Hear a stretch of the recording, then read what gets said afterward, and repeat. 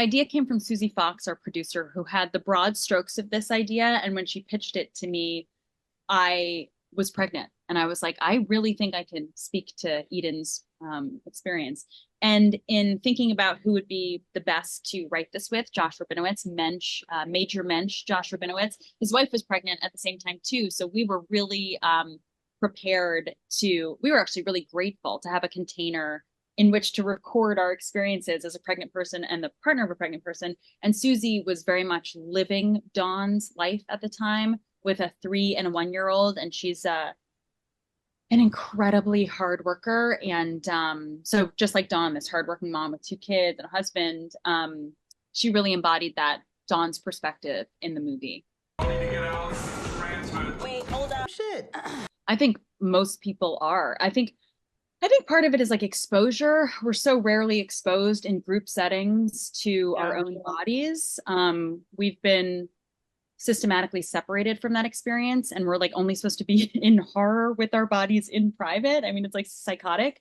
So I think the squeamishness, comes more from like training and programming than it does necessarily primal instincts, Yeah, and it's so funny when people are like, it was really raunchy, and then a lot is like, the truth of women, what happens to our body, that's raunchy. Okay, but yeah, I mean, if I have to think about being married for 14 years, and if I'm talking about like my morning coffee poop, it's not with my husband, it's gonna be with my friend. So yeah, you got to talk about it. It's your body.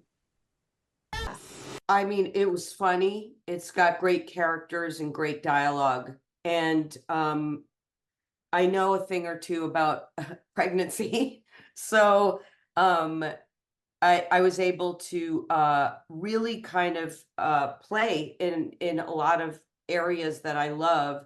And, the dynamic between these 2 women and this friendship that's gone on, their entire lives really.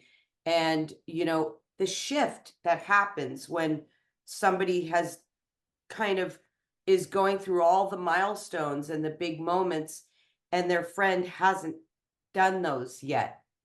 And, the dynamic in that where, sometimes it's a shift, and somebody says, I can't deal with you anymore. I have too much over here. And you've got to, release that person. But, when you're in a friendship, you want to be able to, you want it to be a safe enough space that you can say your true feelings to each other and know that that person isn't going to break up with you, that they'll always be there. Does the fetus